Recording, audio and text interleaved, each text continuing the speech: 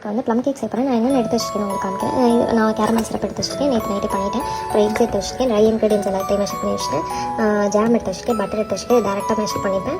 அதுக்கப்புறம் என்னோட ரம் soap fruits and nuts, இது எசன்ஸு, அதுக்கப்புறம் ஸ்பூன்ஸ் 1 டீஸ்பூன், 1/2 டீஸ்பூன், 1/4 டீஸ்பூன் எல்லாமே எடுத்து வச்சுருக்கேன். ஸோ இதை டேரெக்டாக மெஷர் பண்ணிப்பேன். அப்புறம் பவுலில் மெஷரிங் ஸ்கேல், அப்புறம் என்னோட எலக்ட்ரிக் பீட்டர், என்னோட வயர்ஸ், அதுக்கப்புறம் ஒரு கர்ச்சிஃப். இந்த கர்ச்சிஃப் வந்து நான் வேஸ்ட் ஏதாவது துடைக்க பண்ண ஹேண்ட்லாம் க்ளீன் பண்ண அதை யூஸ் பண்ணிப்பேன். அப்புறம் ஒரு பாக்ஸ், வேஸ்ட் பாக்ஸ். இந்த வேஸ்ட் பாக்ஸில் நான் எல்லாத்தையும் கலெக்ட் பண்ணிப்பேன்.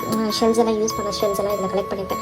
வேஸ்ட் போட அதை யூஸ் பண்ணிப்பேன். அதுக்கப்புறம் ஒரு பிளேட், ஒரு எம்டி பிளேட், இதில் வந்து நான் யூஸ் பண்ண ஸ்பூன்ஸ், பவுல்ஸ் எல்லாத்தையும் டேரெக்டாக போட்டுப்பேன். அதுக்கப்புறம் ஒரு நோட், அந்த நோட்டை வந்து பேட்டர் எவ்வளோ வெயிட், பேட்டர் பேக் பண்ணி முடிச்சதுக்கப்புறம் எவ்வளோ வெயிட் எல்லாத்தையும் நோட் பண்ணால் தான் நம்ம அடுத்தடுத்து சேல் பண்ணுறதுக்கு நமக்கு ஈஸியாக இருக்கும். எல்லாத்தையும் எடுத்து வச்சுட்டு நீங்கள் அதுக்கப்புறம் கேக் பண்ண ஆரம்பிச்சிங்கன்னா உங்களுக்கும் ஒரு இன்ட்ரெஸ்டிங்காக இருக்கும்.